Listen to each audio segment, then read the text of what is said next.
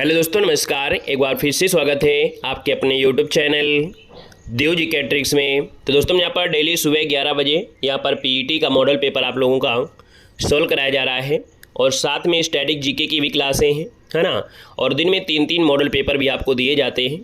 तो अगर आप लोग नए हैं तो चैनल को सब्सक्राइब कर लीजिएगा और प्लेलिस्ट के माध्यम से अदर वीडियो भी आप लोग देख सकते हैं, जो कि आपके सिलेबस को भी हम कवर करा रहे हैं। आपके टॉपिक वाइज जो सिलेबस है उसको हम यहाँ पर कवर करा रहे हैं। स्टैटिक जीके अलग है और आपकी करंट अफेयर की भी क्लासें होती हैं, तो उनको भी आप लोग यहाँ पर दे सकते हैं। साथ ही दोस्तों, हम लोग बात करने वाले हैं यूपी SSC पेड एग्जाम 2025 की बेस्ट बुक के बारे में, जो कि चक्षु प्रकाशन लेकर आया है। यहाँ पर आप लोगों के लिए संपूर्ण गाइड, जिसमें संपूर्ण सिलेबस और पूर्णतः अपडेट आपका होगा। इसमें दे सकते हैं कि ऑब्जेक्टिव क्वेश्चन भी आपके होंगे। प्रीवियस ईयर जो आपके सोल्व पेपर हैं वो आपको इसी आपके गाइड में आपको देखने को मिलेंगे। यहाँ पर दे सकते हैं जो आपका प्रीवियस ईयर पेपर हुआ था, उस प्रीवियस ईयर पेपर में जैसे आपके क्वेश्चन है वो आपको रखे गए हैं। खास बात यह है कि यहाँ पर इसके आंसर की तो नीचे मिलेगी, वो आपको हर बुक में मिलती है, लेकिन इस बुक की खासियत ये होगी कि यहाँ पर जो आपके क्वेश्चन है उनका डिस्क्राइब बहुत अच्छी तरीके से यहाँ पर किया गया है।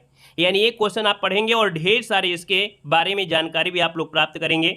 यहाँ पर देख सकते हैं कि आपकी इसकी जो गाइड है, इस गाइड में जो आपकी थ्योरी दी गई है वो बिल्कुल आपके पॉइंट टू पॉइंट आपको सिलेक्टेड दिए गए हैं। आप देख सकते हैं कि यहाँ पर जो हाईलाइट करना है वो भी यहाँ पर आपसे दिया गया है। कहाँ क्या घटना घटित हुई उसको हाईलाइट भी किया गया है। जहाँ पर स्ट्रक्चर की जरूरत है वहाँ पर स्ट्रक्चर भी यहाँ पर दिया गया है ना। और यहाँ पर देख सकते हैं जो यूपी SSC द्वारा आयोजित जो भी आपकी परीक्षाएं हैं उनके भी यहाँ पर ऑब्जेक्टिव क्वेश्चन यहाँ पर प्रीवियस ईयर रखे गए हैं, ताकि यूपी SSC से जो भी क्वेश्चन आपके पूछे जाते हैं वो रिपीट आपके जरूर होते हैं। यहाँ पर व्याख्या आपको हर एक चीज़ की मिलेगी। जैसे ही टॉपिक खत्म होगा उस टॉपिक से रिलेटेड जो ऑब्जेक्टिव क्वेश्चन होंगे वो आपको मिलेंगे। साथ में यहाँ पर देख सकते हैं चक्षु प्रकाशन का जो कम्बो पैक है आपका, देख सकते हैं, जिसमें से आप गाइड ले सकते हैं। गाइड के साथ साथ यहाँ पर प्रैक्टिस सेट, क्योंकि यहाँ पर पेड एग्जाम का प्रैक्टिस सेट भी इनका आपका है ना। चाहे तो दोनों बुक ले सकते हैं। इसकी लिंक जो आपकी दी गई है डिस्क्रिप्शन बॉक्स में दी गई है, तो ऑनलाइन मंगा सकते हैं, या तो आप लोग मार्केट से जाते हैं तो मार्केट में भी ये अवेलेबल है, आप उसे प्राप्त कर सकते हैं। तो चलिए स्टार्ट करते हैं अपने टेस्ट पेपर की ओर। और आपसे कह रहा है कि सर किन 3 वेदों को संयुक्त रूप से वेद त्रयी कहा गया है। वेरी एम्प्टी क्वेश्चन है। यहाँ पर देख सकते हैं आपका पहला क्वेश्चन कह रहा है कि निम्नलिखित में से या किन 3 वेदों को संयुक्त रूप से वेद त्रयी कहा जाता है। चलो, कह रहे सर जी मैं नहाने जा रहा हूँ। अरे क्लास में पढ़ने के लिए आए हो तो पहले पढ़ लो, नहाना तो जीवन भर है, या तो पहले से नहाया करिएगा, है ना। क्लास के पहले आप आ जाते हो, जब क्लास स्टार्ट होती है तो कह सर जी मैं नहाने जा रहा हूँ, पानी की टंकी जा रही है, क्या बात है। चलिए देखो, दिया है किन 3 वेदों को संयुक्त रूप से वेद त्रयी कहा गया है। जवाब की बात करते हैं तो आपका आंसर भी आ गया है सर। यहाँ पर देखो जो आपका ऋग्वेद है, सामवेद है और आपका यजुर्वेद है, यानी कि ये जो 3 वेद हैं इनको मिला देते हैं तो इनको हम लोग वेद त्रयी कहा जाता है। आपका आंसर बनेगा सी नंबर है, यहाँ पर राइट हो जाएगा दोस्तों, याद रखिएगा। यानी कि आपका एक वेद है आपका अथर्ववेद, है ना। कौन है? अथर्ववेद है, जो इसमें शामिल नहीं होता है। बस ये याद रखिए कि अथर्ववेद को हम लोग शामिल नहीं करते हैं, याद रखिएगा। ठीक है, आगे बढ़ते हैं। क्वेश्चन आपसे अगला पूछा गया है और आपसे कह रहा है कि सर जैन धर्म ने अपने आध्यात्मिक विचारों को किस दर्शन से ग्रहण किया है। बताना है कि जैन धर्म ने अपने आध्यात्मिक विचारों को किस दर्शन से यहाँ पर ग्रहण किया है। चलिए, आपका जो आंसर है आपका राइट इनमें से क्या हो जाएगा। हाँ, 3-3 में नहाया करिएगा, ठीक है, पानी की बचत होगी। चलो, यहाँ पर दूसरे नंबर की अगर बात करते हैं तो जवाब यहाँ पर आ गए हैं। आप कहेंगे सर यहाँ पर देखिए ये जो आपके हैं सांख्य दर्शन, यानी जैन धर्म अपने आध्यात्मिक विचारों को किस दर्शन से ग्रहण किया है, तो सांख्य दर्शन से ऑप्शन नंबर आपका सी राइट हो जाएगा, सांख्य दर्शन हो जाएगा। क्वेश्चन नंबर आपके आते हैं आपके 3 को, और आपसे कह रहा है पहला हुण आक्रमण कब हुआ था। पहला हुण आक्रमण जो है ये कब हुआ था, तो याद रखिए बहुत पहले की बात है। ये कब की बात है तो दोस्तों 400 देखा जाए तो 58 ईस्वी में ये पहला हुण आक्रमण हुआ था। किसके समय? तो आपके जो गुप्त शासक था स्कंदगुप्त, उसके समय आपका हुआ था। और जो हुण थे बड़ी बुरी तरह से पराजित किया था आपके स्कंदगुप्त ने। ठीक है, अगले क्वेश्चन पर आते हैं। क्वेश्चन नंबर आपका 4 है कि कौन से पुर्तगाली नेता है जो ब्लू वाटर पॉलिसी शुरू किया था। चलिए, यहाँ पर देना है आपका जो आंसर है इनमें से क्या हो सकता है, फटाफट जवाब देना है और आपको यहाँ पर आंसर को लॉक करना है। देखिए आपका जो आंसर है कि हमने कहा सर कौन से पुर्तगाली नेता हैं जिन्होंने ब्लू वाटर पॉलिसी शुरू की है। ये जो आपके फ्रांसिस्को डी अल्मीडा थे, है ना। अल्मोड़ा दिया है, अल्मीडा आपके हो जाएंगे अल्मीडा, फ्रांसिस्को डी अल्मीडा है। देखा जाए तो ये पुर्तगाली नेता थे और इन्होंने ब्लू वाटर पॉलिसी को, जिसको बोलते हैं शांत जल की नीति, क्या बोलते हैं इसको, शांत जल की नीति बोलते हैं, शांत जल की नीति भी बोला जाता है। क्लियर है? सबके कमेंट हम देख रहे हैं, सबके कमेंट आपके आ रहे हैं, है ना। सब लोग बिल्कुल सही जवाब दीजिए। किस वर्ष बंगाल की दीवानी ईस्ट इंडिया कंपनी को प्रदान की गई थी या प्राप्त हुई थी। चलिए, यहाँ पर जवाब देना है कि सर किस वर्ष बंगाल की जो दीवानी है वो ईस्ट इंडिया कंपनी को प्रदान कर दी गई थी। यहाँ पर आपका जो आंसर बनेगा 5 में वो आपका होगा क्या। 5 की बात करते हैं तो दोस्तों ये बात है आपकी कब की, तो आपकी 1765 में। क्या हुआ? 1765 ईस्वी में जब बक्सर का युद्ध हुआ था, उसके बाद अंग्रेजों को बंगाल, बिहार और उड़ीसा की दीवानी प्राप्त हो गई थी। यानी आपका जो आंसर है वो फर्स्ट नंबर है, यहाँ पर राइट हो जाएगा। आगे बढ़ते हैं, क्वेश्चन आपसे अगला पूछा गया है और आपसे क्या दिया गया है, यहाँ पर आपसे कह रहा है कि सर मित्र मेला संगठन किस वर्ष स्थापित किया गया था। चलिए खुश रहिए, ईश्वर सफल नायक कह रहा है मित्र मेला संगठन किस वर्ष स्थापित किया गया था। ये आपका एग्जाम में बहुत बार पूछा भी गया है। ये बात है आपकी कब, तो आप कहेंगे सर ये बात आपकी 1899 की है। 1899 को मित्र मेला संगठन को वीर सावरकर ने स्थापित किया था। बाद में क्या हुआ, 1904 आया और 1904 में क्या हुआ, इसका एक नाम परिवर्तन हुआ, गुप्त संगठन में परिवर्तित किया गया, जिसका नाम रख दिया गया था अभिनव भारत। क्या नाम रख दिया गया था? अभिनव भारत इसका नाम रख दिया गया था आपके 1904 में, याद रखिएगा। क्लियर है? आइएगा क्वेश्चन नंबर आपके 7 की ओर आते हैं और आपसे कह रहा है रैले आयोग को सुधारने की संस्तुति करने के लिए नियुक्त किया गया था। यानी जो आपका रैले आयोग है उसको सुधारने के लिए, यहाँ पर सस्ती करने के लिए नियुक्त किया गया था। यहाँ पर आपका आंसर हो जाएगा शिक्षा व्यवस्था, यानी आपका आंसर हो जाएगा शिक्षा व्यवस्था। यहाँ पर जो है इसका रैले आयोग को जो लाया गया था वो आपकी शिक्षा व्यवस्था को सुधारने के लिए। तो ऑप्शन अगर आपका डी आ रहा है तो बिल्कुल जवाब सही हो जाएगा, शिक्षा व्यवस्था बनेगा। क्वेश्चन नंबर आपका 8 है, महात्मा गांधी की आत्मकथा का अंग्रेजी अनुवाद किसने किया था। चलिए जवाब देना है कि महात्मा गांधी की जो आत्मकथा है इसका जो अंग्रेजी अनुवाद किया था वो आपकी किसने किया था, यहाँ पर जवाब देना है। दोस्तों यहाँ पर देखा जाए ये है आपके महादेव देसाई। कौन है? महादेव देसाई हैं, यानी ऑप्शन आपका जो बनेगा सी नंबर इसका राइट हो जाएगा। महात्मा गांधी की पुस्तकों में देखा जाए तो भाई इनकी पुस्तक में जैसे आपका हिंद स्वराज हो गया, माय एक्सपेरिमेंट विद ट्रुथ आपका हो गया, ये ढेर सारी इनकी आपकी पुस्तकें हैं। तो ऑप्शन आपका बन गया है यहाँ पर सी नंबर राइट हो जाएगा। क्वेश्चन नंबर आपके 9 की ओर आते हैं कि किस एक्ट के तहत कलकत्ता में उच्च न्यायालय की स्थापना की गई थी। किस एक्ट के तहत कलकत्ता में उच्च न्यायालय की स्थापना की गई थी। दोस्तों यहाँ पर देखा जाए तो ये आपका एक्ट है जो आपका आया था 1773 में, रेगुलेटिंग एक्ट। यानी कि ये क्वेश्चन आप लोगों के लिए आसान है क्योंकि हमेशा से आपने पढ़ा है। आपका जो आंसर है वो आपका बी हो जाएगा। अब आपको ये कमेंट करना है कि जो कलकत्ता के उच्चतम न्यायालय थे उसके आपके पहले मुख्य न्यायाधीश इनमें से कौन थे। बताना है कि जो फर्स्ट आपके मुख्य न्यायाधीश थे वो आपके कौन थे, यहाँ पर कमेंट करिएगा। प्रथम जो आपके मुख्य न्यायाधीश थे वो आपके कौन थे, जल्दी से कमेंट कर दीजिएगा। यहाँ पर आते हैं क्वेश्चन नंबर आपके 10 की ओर। आपसे कह रहा है कि गुजरात में झील वस्तुतः एक कृत्रिम जलाशय है जो कि मौर्य काल में बनाई गई थी। यानी यहाँ पर देखा जाए एक प्रकार की कृत्रिम जलाशय है, गुजरात में है और कहीं ना कहीं देखा जाए ये मौर्य काल में बनाई गई थी। Very good. एल्जा एमपी जो थे वो आपके पहले थे। वेरी गुड, बिल्कुल सही है। यहाँ पर देखिए गुजरात में जो झील है वो एक कृत्रिम जलाशय है, मौर्य काल में बनाई गई थी। यहाँ पर अगर हम बात कर लेते हैं तो आप कहेंगे सर यहाँ पर आपकी ये है आपकी पुष्कर झील है। वैसे पुष्कर झील तो राजस्थान में होना चाहिए भाई, सुदर्शन होना चाहिए। कहां पर है? ये गलत हो जाएगा। ये ऑप्शन डी है सुदर्शन झील, क्योंकि ये गुजरात की बात हो रही है, यहाँ पर आपका सुदर्शन झील होगा, है ना। ऑप्शन आपका डी बनेगा। पुष्कर तो राजस्थान में है और राजस्थान की तो हम बात भी नहीं हो रही है, यहाँ पर बात हो रही है गुजरात में और ये है आपकी सुदर्शन झील, यानी ऑप्शन आपका डी राइट हो जाएगा। क्वेश्चन नंबर आपकी 11 की ओर आते हैं कि कौन सा है जो सबसे ऊंचा भारतीय पर्वत शिखर है। वेरी गुड, आपने बिल्कुल सही लगाया है, परेशान मत होइएगा। कह रहे सबसे ऊंचा जो भारतीय पर्वत शिखर है वो आपका है कौन। यहाँ पर अगर हम बात कर लेते हैं तो आप कहेंगे सर यहाँ पर दिया है कंचनजंगा, कामेत है के जो आपका के10 है, नंदा देवी है। यहाँ पर आपका जो आंसर है वो आपका राइट क्या हो जाएगा। 11 का ऑप्शन आ रहा है, के10 दिया गया है, के2 थोड़ा दिया है, जबरदस्ती झोंके दे रहे हो क्या चाहते हो? जबरदस्ती हम के2 लगवा दें, आपको ऑप्शन को ही मिटा दें। कहाँ के2 लिखा है? दिख नहीं रहा है? चश्मा बंटवा दें क्या सब लोगों को? क्यों भाई सबको चश्मा बंटवा दें क्या क्लास में? के10 लिखा है, के2 थोड़ा लिखा है वहां पर है।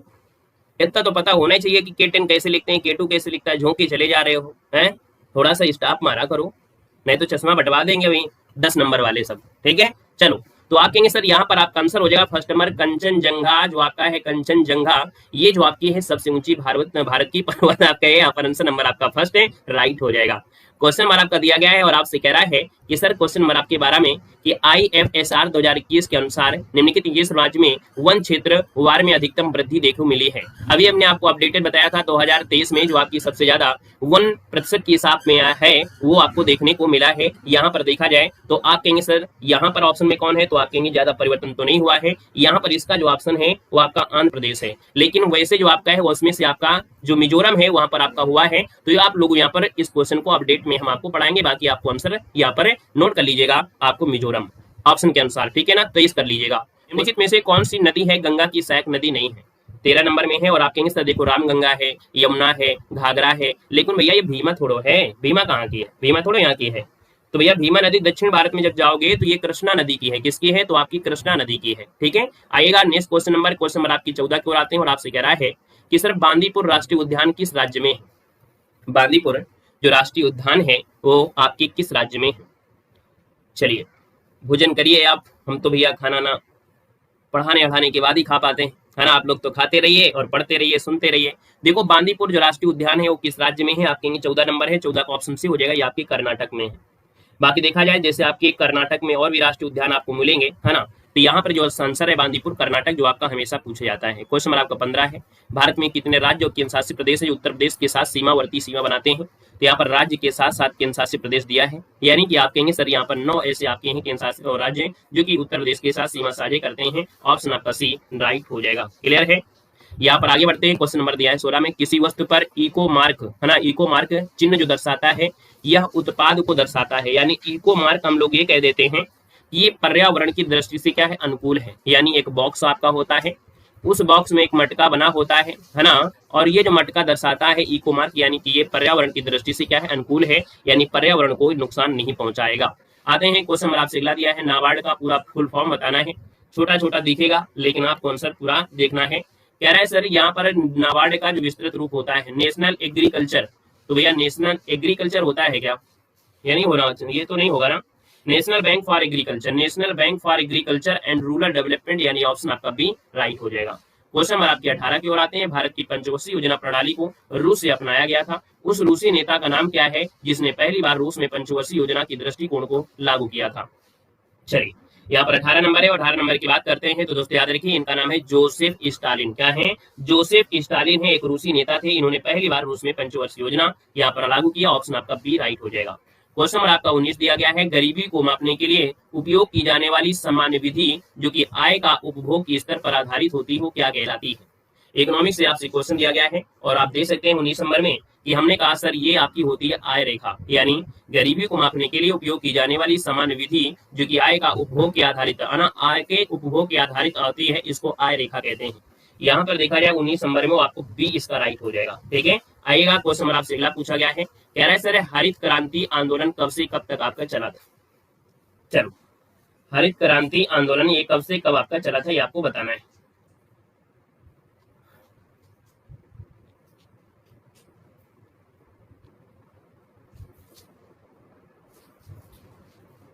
चलो यहाँ पर अगर बात कर लेते हैं तो आपकी सर हरित क्रांति आंदोलन जो आपका है यहाँ पर देखा जाए तो आपकी 65 है या 67 है, 67 वाला होगा, 67 से लेके आपकी 78, यानी कि ऑप्शन सी यहाँ पर राइट हो जाएगा। क्वेश्चन नंबर आपके आते हैं 21 को और आपसे कह रहा है कि सर भारत के मुख्य निर्वाचन आयुक्त की जो पदावधि होती है वाकई क्या होती है।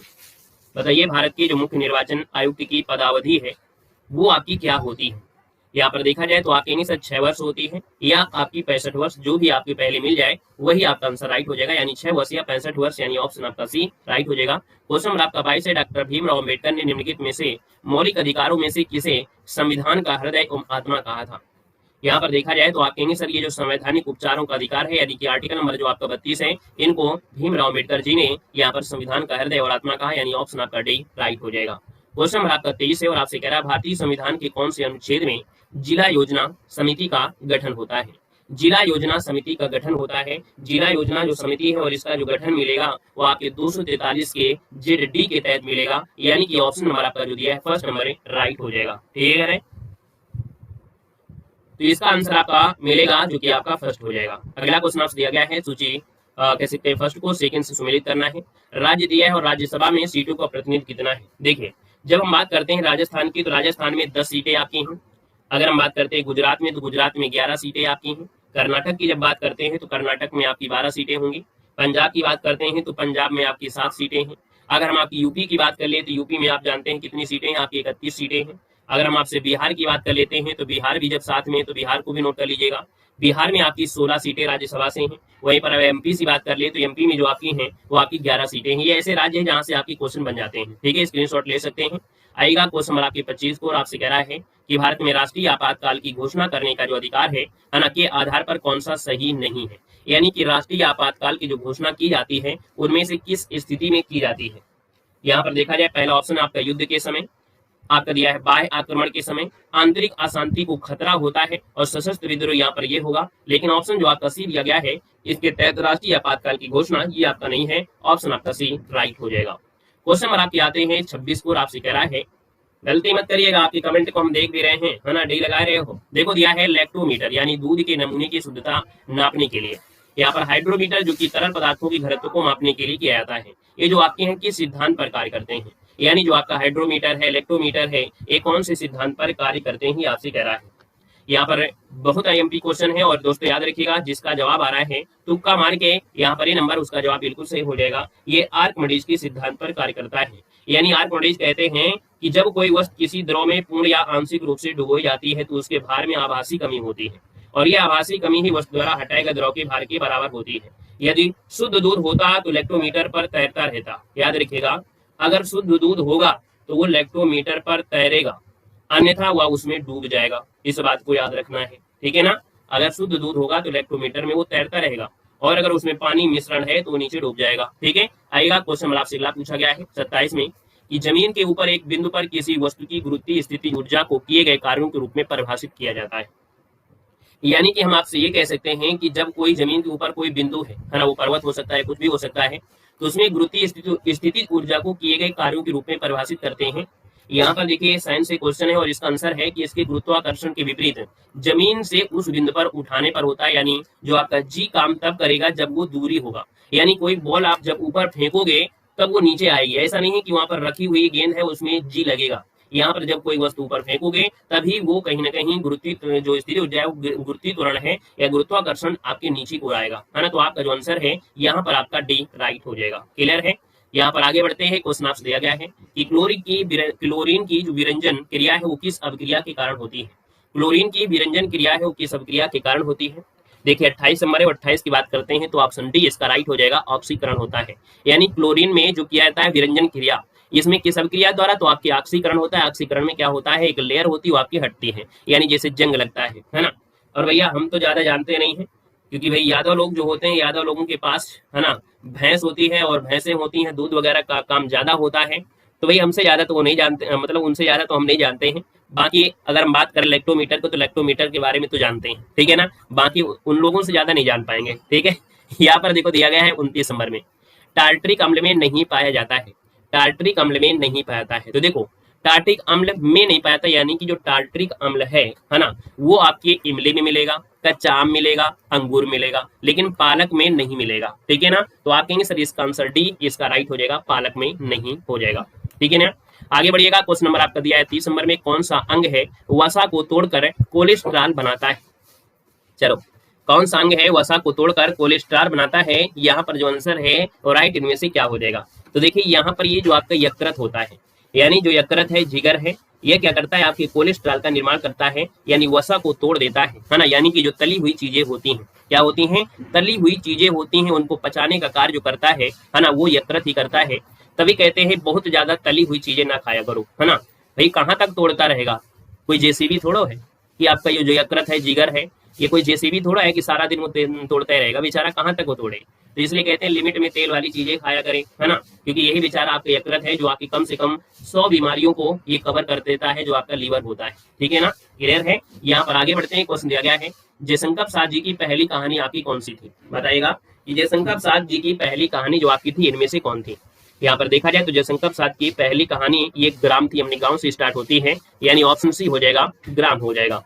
यहाँ पर आगे बढ़िएगा। क्वेश्चन आपसे दिया गया है उस विकल्प का चयन करना है जो दिए गए मुहावरे का सही अर्थ बता रहा है कि माथे पर बल पड़ना। माथे पर बल पड़ना, यानी कि अगर हम आपसे वाले कि सर माथे पर बल पड़ना, इसका मतलब क्या होता है। जब आपको कुछ चीज समझ में नहीं आती है या आप लोग असंतोष प्रकट करते हैं, यानी आप खुश नहीं होते हैं। यहाँ पर जब आप खुश नहीं होते हैं, कोई आप लोगों के लिए नई चीज होती है, जरूर नहीं कि गुस्सा में ही वो आपके माथे पर आपकी झुर्रियां पड़े। सिर दर्द में ही नहीं होता कि सिर दर्द होगा तभी झुर्रियां पड़ेंगे, पसंद करने में नहीं होगा, ना ही गुस्सा करेंगे। इन सबका एक बाप है, यानी सबसे बेस्ट ऑप्शन है असंतोष प्रकट करना। यानी जब आप खुश नहीं होते हैं, संतुष्ट नहीं होते हैं, तब आपके माथे पर झुर्रियां आ जाती हैं, यानी असंतोष शब्द आपका सबसे बेस्ट हो जाएगा। ये ऐसा क्वेश्चन था, सबके ऑप्शन अलग थे। निम्न से कौन सा है जो हवा का पर्यायवाची नहीं है। देखिए अगर हम बात कर लेते हैं हवा में, तो हवा में देखो क्या होता है, तो हवा में यहाँ पर वायु है, समीर है, पवन है, सलिल तो आपका होगा नहीं। सलिल होगा क्या? नहीं होगा। तो आप कहेंगे सर सलिल नहीं होता है। यहाँ पर आगे ये जो आपका सलिल है ये जल का होता है। किसका होता है? जल का होता है। क्वेश्चन आपसे दिया है, अली दिया है और अली दिया है। हमने कहा अली छोटी की मात्रा और अली मतलब बड़ी की मात्रा, है ना। क्वेश्चन नंबर आपकी 40 को आते हैं। कह रहे तृष्णा के विपरीत शब्द इनमें से चयन करना है। यहाँ पर दिया है तृष्णा के विपरीतार्थक शब्द का आपको चयन करना है। तृष्णा यानी कि तृष्णा का जो होता है वो होता है वितृष्णा, यानी ऑप्शन बी हो जाएगा वितृष्णा। आपका आंसर है, राइट हो जाएगा। क्लियर है। यहाँ पर अगला क्वेश्चन आपसे दिया गया है, आपके निम्न में से कौन स्वतंत्र भारत के पहले सैन्य अधिकारी थे जिन्हें फील्ड मार्शल के पद से सम्मानित किया गया था। राइटिंग ये डॉक्टर की है, ठीक है, वो समझ में आएगा जो डॉक्टर ही होगा, ठीक है, बाकी आवाज से समझिएगा। कह रहे सर स्वतंत्र भारत के पहले सैन्य अधिकारी जिन्हें फील्ड मार्शल के पद से सम्मानित किया गया था वो आपकी कौन थे? चलिए यहाँ पर बताइए आपका आंसर इनमें से होगा क्या। 61 नंबर है और 61 की अगर हम बात कर लेते हैं तो ये भैया पहले भारत के सैन्य अधिकारी थे जिन्हें फील्ड मार्शल से सम्मानित किया गया। यहाँ पर अगर हम बात कर लेते हैं तो आपका आंसर इनमें से हो जाएगा क्या? तो यहाँ पर आपका जवाब डी हो जाएगा। ये है आपके सैम मानेकशॉ। कौन है? तो आपके सैम मानेकशॉ है, स्वतंत्र भारत के पहले सैन्य अधिकारी थे जिन्हें फील्ड मार्शल के पद से सम्मानित किया गया था, याद रखिएगा, ठीक है। आइएगा क्वेश्चन नंबर आपसे अगला पूछा गया है कि विश्व बैंक का मुख्यालय जो आपका है वो कहाँ पर है? विश्व बैंक का मुख्यालय कहाँ पर है आपको बताना है। तो विश्व बैंक का मुख्यालय तो आप लोग जान ही सकते हैं क्योंकि आपको पढ़ाया भी गया है। आप कहेंगे सर ये आपकी कहाँ पर है? विश्व बैंक का मुख्यालय वाशिंगटन डीसी जो कि आपकी यूएसए में है, यानी ऑप्शन आपका बी यहाँ पर राइट हो जाएगा। क्वेश्चन नंबर आपका 63 दिया गया है, 13 ताली नाम का जो लोक नृत्य है निम्नलिखित में से किस राज्य के साथ पारंपरिक रूप से संबंधित है?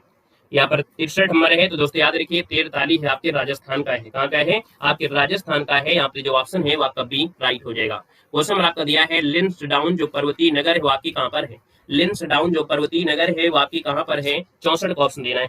तो दोस्तों ये मिलेगा आपको उत्तराखंड में। कहाँ मिलेगा? लिंसडाउन शहर अपने शांतिपूर्ण वातावरण और हरे भरे प्राकृतिक सौंदर्य के लिए और स्वच्छ मौसम के लिए, पर्यावरण के लिए जाना जाता है। दोस्तों याद रखिएगा, है ना। अगर आपसे पूछे लिंसडाउन का जो पुराना नाम था वो क्या था? कालू डांडा।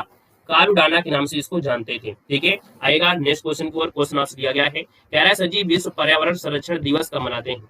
विश्व पर्यावरण संरक्षण दिवस जो मनाते हैं ये कब मनाते हैं? चलो विश्व पर्यावरण संरक्षण जो आपसे पूछा गया है, यहाँ पर जो आंसर आपका दिया है वो राइट इनमें से क्या हो जाएगा? सभी को जवाब देना है, फटाफट जवाब देना है। यहाँ पर विश्व पर्यावरण संरक्षण दिवस जो मनाते हैं ये कब मनाते हैं? इसका आंसर इनमें से क्या बनेगा? चलिए वेरी गुड। अब इससे ज्यादा सरल तो कुछ नहीं होगा भाई, है ना। इससे ज्यादा सरल क्वेश्चन तो शायद ही कि आपको कुछ मिल पाए, नहीं मिल सकता है, हमारे हिसाब से तो नहीं मिल पाएगा। आपको जो मिल जाए तो कोई बात नहीं है। हाँ यहाँ पर देखा जाए तो आप लोगों के में से काफी लोगों ने जवाब दे भी दिया है। आप कहेंगे सर ये है आपका 5 जून है, यानी ऑप्शन नंबर आपका जिसका आ गया है यहाँ पर फर्स्ट नंबर है, बिल्कुल सही हो जाएगा। 5 जून को मनाते हैं। आएगा नेक्स्ट क्वेश्चन नंबर आपके अगला है, 11 इंडिया डिवाइडेड पुस्तक के लेखक आपकी कौन है? इंडिया डिवाइडेड पुस्तक के जो लेखक वो आपकी कौन है? तो यहाँ पर इंडिया डिवाइडेड है और इंडिया डिवाइडेड की बात कर लेते हैं तो आपका आंसर क्या बनेगा? चलिए यहाँ पर 66 है। क्या हुआ भाई, हमने गड़बड़ कर दिया क्या? विश्व पर्यावरण, माफ करिएगा भाई, विश्व पर्यावरण संरक्षण दिया गया है, सबका गया नहीं है, हमसे ही गड़बड़ हो रहा है। यहाँ पर देखो विश्व पर्यावरण संरक्षण दिवस दिया गया, तभी तो हम सोचे कि ऐसे कैसे हो सकता है। 5 जून संरक्षण भी शब्द लगा है, देखो संरक्षण शब्द लगा है, वो संरक्षण लगा है तो 26 नंबर वाले बिल्कुल सही थे, ठीक है। अरे यार आप लोग तो बदलने लगे, आपको तो बदलना नहीं चाहिए था ना, आपने बिल्कुल सही किया, तो फिर आप लोग क्यों बदल रहे हो? जब संरक्षण दिया है तो आप 5 जून क्यों लगा रहे हो? आपको तो मालूम 5 जून को पर्यावरण दिवस होता है, लेकिन यहाँ पर हमने संरक्षण को ध्यान नहीं दिया। कमेंट में ध्यान देने लगे थे, एक कमेंट आ गया था, ठीक है। तो यहाँ पर देखो आप लोग मुर्गा मत बनिए, याद रखिए इसका 26 नवंबर ही आपका सही आंसर होगा, क्योंकि आप लोग जानते हैं विश्व पर्यावरण दिवस होता है तब आपका होता है। ये संरक्षण दिवस है, संरक्षण आपको 26 नवंबर होगा, ठीक है। चलिए आएगा नेक्स्ट क्वेश्चन नंबर अगला आपसे दिया गया है, कह रहा है आपसे इंडिया डिवाइडेड पुस्तक के लेखक जो आपकी हो आपकी कौन सी है? इंडिया डिवाइडेड पुस्तक के लेखक हैं यहाँ पर डॉक्टर राजेंद्र प्रसाद हैं। आपका आंसर आपका फर्स्ट नंबर है, राइट हो जाएगा, डॉक्टर राजेंद्र प्रसाद बनेगा। क्वेश्चन नंबर आपका दिया है यहाँ पर 67 है और आपसे कह रहा है कि अष्टमुडी की आर्द्र भूमि में स्थित है, यानी जो अष्टमुडी है ये आर्द्र भूमि में है, यानी ये जो मिलेगा कहाँ पर मिलेगा? तो ये केरल में है, ऑप्शन सी हो जाएगा, ये केरल में है, ऑप्शन आपका सी केरल में आपको मिलेगा अष्टमुडी। दोस्तों याद रखिएगा। क्वेश्चन नंबर दिया है कंबोडिया की राजधानी क्या है? कंबोडिया की राजधानी यहाँ पर क्या होगी? ये आपको राजधानी पढ़ाई गई है। कंबोडिया की राजधानी क्या है? यहाँ पर ऑप्शन सी हो जाएगा नामपेह। क्या हो जाएगा? नामपेह। जो ऑप्शन है आपका सी वो राइट हो जाएगा। क्वेश्चन नंबर आपके आते हैं 69 नंबर में, विक्रम साराभाई अंतरिक्ष केंद्र कहाँ पर स्थित है? विक्रम साराभाई अंतरिक्ष केंद्र जो आपका है ये कहाँ पर है? यहाँ पर देखा जाए तो ये जो आपको मिलेगा वो आपको त्रिवेंद्रम में मिलेगा। क्या मिलेगा? त्रिवेंद्रम में है विक्रम साराभाई अंतरिक्ष केंद्र त्रिवेंद्रम। अब आपको तो ये पता होना चाहिए त्रिवेंद्रम कहाँ है, तो आपकी ये केरल में है। कहाँ पर है, तो आपकी केरल में है, याद रखिएगा। यहाँ से जो प्रक्षेपण यान होते हैं, रॉकेट होते हैं, कृत्रिम उपग्रह होते हैं, वो प्रक्षेपित किए जाते हैं। ठीक है ना। आइएगा, क्वेश्चन आपसे अगला दिया गया है कि यह कौन तय करता है कि कोई विधेयक धन विधेयक है अथवा नहीं। चलो यहाँ पर देखा जाए तो आपका आंसर जो बनेगा वो आपका राइट क्या हो जाएगा। तो यहाँ पर याद रखिए, ये हैं आपके लोकसभा के जो स्पीकर होते हैं, यानी लोकसभा के जो अध्यक्ष होते हैं, ये तय कर देते हैं कोई विधेयक धन विधेयक है या नहीं है। क्वेश्चन आपसे अगला पूछा गया और आपसे कह रहा है सबसे कम उम्र में FIDE है ना विश्व शतरंज चैंपियंस जीतने वाले खिलाड़ी इनमें से कौन बने। चलो बताइए भाई, फटाफट बताना है। और देख सकते हैं सबसे कम उम्र में इन्होंने ये स्थान हासिल किया है और इनको देखा जाए तो विश्व चैंपियंस बनने का सौभाग्य प्राप्त हुआ है, वो भी इनकी मेहनत पर। यहाँ पर 71 नंबर है और 71 की बात करते हैं तो ये है आपके डी गुकेश हैं। मुकेश नहीं यार, डी गुकेश हैं। यहाँ पर ऑप्शन नंबर आपका फर्स्ट राइट हो जाएगा। ठीक है ना। यहाँ पर आगे बढ़ते हैं। क्वेश्चन दिया गया है 72 में कि वर्ष 2024 के जो नोबेल पुरस्कार है इनके विजेताओं को कहाँ पर सम्मानित किया गया था। इनके जो विजेता हैं इनको जो सम्मानित किया गया है वो आपकी स्टॉकहोम में और आपके ओस्लो में किया गया था। तो इसका जो ऑप्शन आपका डी हो जाएगा। वहीं पर जो आपका नोबेल पुरस्कार में से जो एक पुरस्कार होता है साहित्य के, वो आपकी जो होता है वो अलग आपके होते हैं। तो यहाँ पर स्टॉकहोम है और आपके कहाँ पर ओस्लो में हुए हैं, तो ऑप्शन आपका डी राइट हो जाएगा। क्वेश्चन दिया गया है 73 में, आपसे कह रहा है कि फीफा ने सऊदी अरब को किस वर्ष पुरुष फुटबॉल विश्व कप की मेजबानी प्रदान किया है। बिल्कुल स्टार लगाते हुए यहाँ पर इस क्वेश्चन में चलेंगे जितने भी साथी हैं कि फीफा ने सऊदी अरब को किस वर्ष पुरुष फुटबॉल विश्व कप की मेजबानी प्रदान किया है। यानी कि इस वर्ष के जो आपके फुटबॉल आपका विश्व कप होगा है ना, वो आपकी कहाँ से होंगे, तो आप कहेंगे सर ये 2034 में 38 में। तो दोस्तों याद रखिए 2034 में आपके होंगे, है ना। ऑप्शन आपका सी राइट हो जाएगा। रोहित शर्मा ने टेस्ट कैरियर से अपना संन्यास घोषणा कर दिया है। अब आपके रोहित शर्मा टेस्ट क्रिकेट में नहीं दिखेंगे, याद रखिएगा। ठीक है ना। आइएगा नेक्स्ट क्वेश्चन नंबर आपसे अगला पूछा गया है। आपसे कह रहा है 74 में कि क्वांटम क्षेत्र में क्रांतिकारी विलो चिप का जो अनावरण है वो किसने किया है। बताइएगा, क्वांटम क्षेत्र में जो क्रांतिकारी विलो चिप है इसका जो अनावरण है वो किसने किया है। यहाँ पर देखा जाए तो ये जो आपका आंसर है वो राइट हो जाएगा। कौन सा, तो आपकी गूगल ने किया है। जो क्वांटम क्षेत्र में क्रांतिकारी लाई है ना विलो चिप, ये जो आपका है गूगल है। ऑप्शन सी हो जाएगा गूगल। क्वेश्चन आपका दिया है 75 में कि राष्ट्रीय पंचायत पुरस्कार 2024 वाले जो पुरस्कार हैं वो दिए गए हैं और किन राज्यों की ग्राम पंचायतों को कार्बन न्यूट्रल विशेष पंचायत पुरस्कार से सम्मानित किया गया है। यानी जो राष्ट्रीय पंचायत पुरस्कारों में ये पंचायतों को दिया गया है कार्बन न्यूट्रल विशेष पंचायत पुरस्कार। ये आपका महाराष्ट्र है, उड़ीसा है और आपका उत्तर प्रदेश है। यानी कि आपका आंसर फर्स्ट हो जाएगा कि महाराष्ट्र, उड़ीसा और उत्तर प्रदेश की पंचायतों को कार्बन न्यूट्रल विशेष पंचायत पुरस्कार दिए हैं। आपका आंसर फर्स्ट बनेगा। क्वेश्चन नंबर आपका 76 है, खेलो इंडिया विंटर्स गेम 2025 जो आपके आयोजित होंगे वो आपके कहां पर होंगे। चलो, खेलो इंडिया विंटर गेम्स जो आपके हैं 2025 में ये कहां पर आयोजित होंगे भैया, जवाब देना है। जवाब तो भैया आगे हैं आपके, सर कश्मीर में होंगे और लद्दाख में होंगे। यानी ए और बी ऑप्शन आपका डी इसका राइट हो जाएगा। क्वेश्चन है कि सर 1 जनवरी 2025 से यूरोपीय शेंगेन क्षेत्र में किसे शामिल करने की घोषणा हुई है। बताना है कि 1 जनवरी 2025 से यूरोपीय शेंगेन क्षेत्र में किसे शामिल करने की घोषणा हुई है। चलिए, यहाँ पर आपका जो आंसर है इनमें से राइट हो जाएगा। तो आपकी आंसर ये रोमानिया है और आपकी बुल्गारिया है। यानी ऑप्शन आपका डी हो जाएगा। रोमानिया और बुल्गारिया यूरोपीय शेंगेन क्षेत्र में आपके शामिल होंगे। क्वेश्चन दिया गया है कि $400 बिलियन की नेटवर्थ को पार करने वाले पहले व्यक्ति इनमें से कौन बने। यहाँ पर $400 बिलियन की नेटवर्थ को पार करने वाले पहले व्यक्ति हैं आपके कौन, तो आपके सर ये एलन मस्क हैं। यानी ऑप्शन सी राइट हो जाएगा, एलन मस्क बनेंगे। क्वेश्चन नंबर दिया है भारत में हरित और संरचना और सौर छतों के लिए $500 मिलियन का अनुदान देने की घोषणा किसने किया है। बताइएगा कि जो आपके भारत में हरित और संरचना को लाने के लिए छतों के लिए, सौर छतों के लिए $500 मिलियन का अनुदान दिया है। और ये जो आपके है कौन है, तो आपका एडीबी है या एनडीबी है। तो आपके सर एडीबी है, एशियाई डेवलपमेंट बैंक। ऑप्शन नंबर आपका फर्स्ट यहाँ पर राइट हो जाएगा। क्वेश्चन दिया है WHO की रिपोर्ट के अनुसार भारत ने किस रोग के मामले में लगभग 69% की कमी यहाँ पर दर्ज किया है। यहाँ पर आंसर इनमें से क्या हो सकता है। चलिए, यहाँ पर देखा जाए तो आपका आंसर इनमें से क्या होगा, तो आप कहेंगे सर ये आपका मधुमेह है, मलेरिया है। मधुमेह रोग होगा या मलेरिया है। मधुमेह तो बहुत तेज बढ़ रहा है, मधुमेह तो बहुत तेज बढ़ रहा है। ये मलेरिया रोग है जिसमें से इन्होंने इस मामले में कमी कर लिया है। ऑप्शन आपका सी हो जाएगा। मधुमेह यानी शुगर के मरीज तो हर घर में आपको विद्यमान मिलेंगे। क्वेश्चन नंबर आपका दिया गया है 81 में Bluetooth low energy gateway Awadh का अनावरण किस IIT ने किया है। आपको बताना है Bluetooth low energy gateway Awadh का जो अनावरण है वो किस IIT ने किया है। चलिए, यहाँ पर जो आंसर आपका दिया गया है वो राइट इनमें से क्या हो जाएगा, IIT रोपड़ है। याद रखिए ये है IIT रोपड़। ऑप्शन डी राइट हो जाएगा, IIT रोपड़ बनेगा। क्वेश्चन नंबर आपका 82 है कि हॉकी इंडिया लीग 2024-25 के लिए किसे आधिकारिक प्रसारण भागीदारी घोषित किया है। यानी हॉकी इंडिया लीग का 2024-25 के लिए जो संस्करण हुआ था उसमें भागीदार था, उसका प्रसारण जो करना था वो आपके दूरदर्शन के माध्यम से होगा, यानी ऑप्शन डी दूरदर्शन हो जाएगा। क्वेश्चन दिया गया है कि विमोचित दलाई लामा की खुशी के रहस्य पुस्तक के लेखक इनमें से कौन है।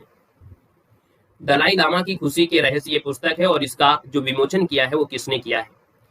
यहाँ पर इसका जो विमोचन किया है वो किसने किया है। यहाँ पर देखा जाए तो 83 नंबर का ऑप्शन बी हो जाएगा, डॉक्टर दिनेश सहारा। कौन है? डॉक्टर दिनेश सहारा ने दलाई लामा की खुशी के रहस्य पुस्तक का विमोचन किया। ऑप्शन आपका बी बनेगा।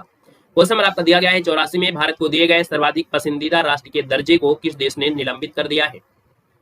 चलिए बताइएगा कि सर्वाधिक पसंदीदा राष्ट्र का दर्जा दिया गया था भारत को, और ये जो दिया था वो किसने दिया था, जिसको निलंबित कर दिया है। और यहाँ पर देखा जाए तो ये निलंबित जो किया है वो आपकी स्विट्जरलैंड ने दिया है, यानी ऑप्शन आपका बी हो जाएगा, स्विट्जरलैंड इसका आंसर है, राइट हो जाएगा, बी नंबर इसका राइट हो जाएगा। दोस्तों याद रखिएगा।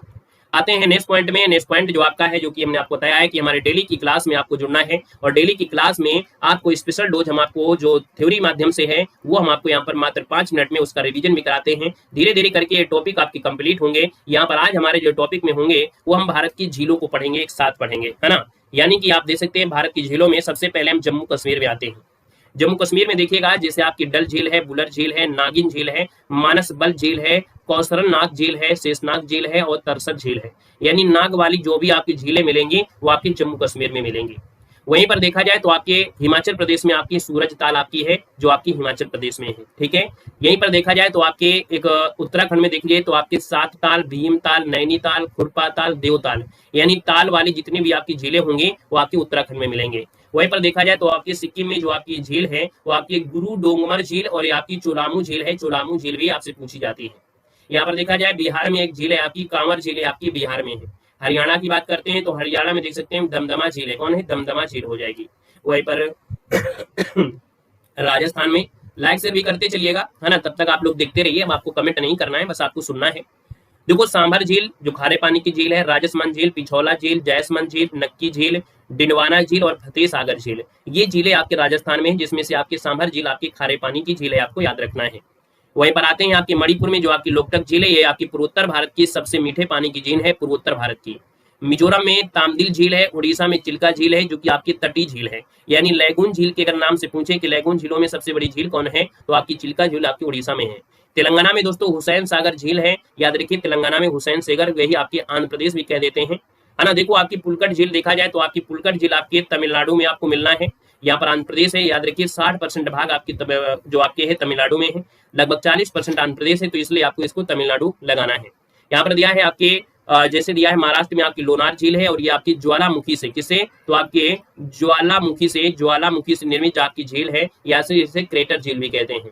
केरल में आते हैं पेरियार झील, बिम्बनाथ झील और अष्टमुडी झील जो आपकी है वो आपकी कहाँ पर है, आपकी केरल में है। तो हमने यहाँ पर झीलों को आज पढ़ा, और इसकी जो आपको है हम आपको टेलीग्राम पे भी भेज देते हैं, तो आप इसको टेलीग्राम पे भी आप पढ़ सकते हैं। यहाँ तो हम आपको पढ़ाई देते हैं, बाकी टेलीग्राम पे भी आप पढ़ सकते हैं। यहाँ पर देखिए कौन, पेरियार झील, बिम्बनाथ झील, अष्टमुडी झील, ये तो बिल्कुल आईएमपी है। लोनार झील वाली जो आपकी है ये आपकी किससे है, तो ज्वालामुखी से निर्मित, ये आपकी आईएमपी है। यहाँ पर जो पुलिकट झील है वो तमिलनाडु में है, 60% आपकी तमिलनाडु में, 40% आपके आंध्र प्रदेश में, इसलिए हम लोग तमिलनाडु लगाते हैं ऑप्शन को देखते हुए। हुसैन सागर झील तेलंगाना है, लेकिन यहाँ पर आपको आंध्र प्रदेश देखने को मिलेगा, तो आपको आंध्र प्रदेश लगाना है। चिल्का झील आपकी लैगून झील है जो आपकी उड़ीसा में है। लोकटक झील जो आपकी है मणिपुर में है, और याद रखिए मीठे पानी की है, पूर्वोत्तर भारत की सबसे बड़ी पानी की झील है, मीठे पानी की। और ये झील में ही आपका एक केबुल लामजाओ नाम का एक राष्ट्रीय उद्यान है, जिसे विश्व में तैरता हुआ राष्ट्रीय उद्यान के नाम से जानते हैं, केबुल लामजाओ, ये लोकटक झील में ही है, ठीक है। चोलामू झील जो आपकी कहाँ पर है, आपकी सिक्किम में है। और इसके बाद देखा जाए ताल वाली झीलें आपको उत्तराखंड में मिलेंगी, एक आपको सूरज ताल आपको याद रखना है, ये आपकी हिमाचल प्रदेश में है। बाकी जो नाग वाली झीलें होंगी जम्मू कश्मीर में होंगी। बाकी डल झील जो आपकी है, बुलर झील है, ये भी आपकी जम्मू कश्मीर में है, ठीक है। हरियाणा आपको नहीं करना है। बाकी राजस्थान में सांभर झील हो गया, राजसमंद झील हो गया, है ना, फतेह सागर, ये आपसे पूछे जाते हैं, ठीक है। यहाँ पर देख सकते हैं क्लास आपकी कंप्लीट होती है, और यहाँ पर देख सकते हैं कि हमारे बेटी की तबीयत थोड़ा ख़राब है, इस वजह से लाइव क्लास आपकी नहीं हो पा रही है ना, तो इस वजह से। बाकी आप देखिए जूनियर असिस्टेंट का आपका आज पेपर भी है, उनका पेपर भी आपका हो जाएगा। इसके बाद पूरी की पूरी क्लासें आप सभी लोगों के लिए होंगी, यानी पेड एग्ज़ाम की होंगी। और जो बच्चे यहाँ पर यूपीपी वाले होंगे उनके लिए एक क्लास हम आपको देंगे, है ना, जो एक प्रैक्टिस सेट हिंदी का होगा, और वही हिंदी क्लास आप कॉमन पढ़ सकते हैं, ठीक है ना। तो अगर आइए अगली क्लास में, है ना, अगली क्लास में हम लोग जो आपका है वो 2025 में बदले गए जो नाम हैं है ना, उनको पढ़ने वाले हैं। और अभी लेटेस्ट आज ही यहाँ पर 5 नाम बदले गए हैं, कुछ है ना कॉलेज के नाम हैं, उनको भी यहाँ पर पढ़ लेते हैं ना। तो आइए अगली क्लास में सुपरफास्ट तरीके से टॉप 50 क्वेश्चन हम लोग पढ़ेंगे जो बदले हुए नाम आपके हैं। ठीक है, धन्यवाद सभी को, जय हिंद, वंदे मातरम।